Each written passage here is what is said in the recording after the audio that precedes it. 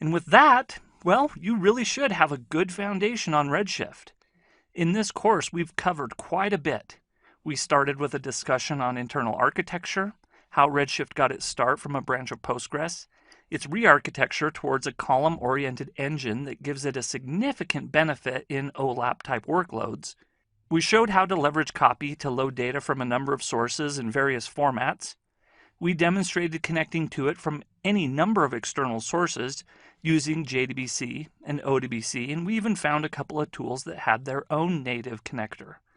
We walked through security, both internal and external to Redshift. And then finally, we got started on monitoring, maintaining, and administering your Amazon Redshift cluster.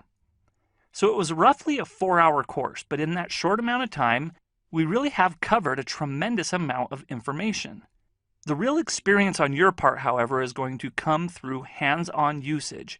Spin up a sample project. If you didn't go through these demos, reconsider it. Or as an alternative, it's unlikely you took this course if you had zero interest in Redshift at all, so possibly you have a proof of concept.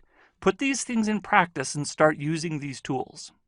All right, well, I'd really like to thank you. I have very much enjoyed putting this course together. If you have any questions, please reach out to me on Twitter. You can find me under SQL Judo.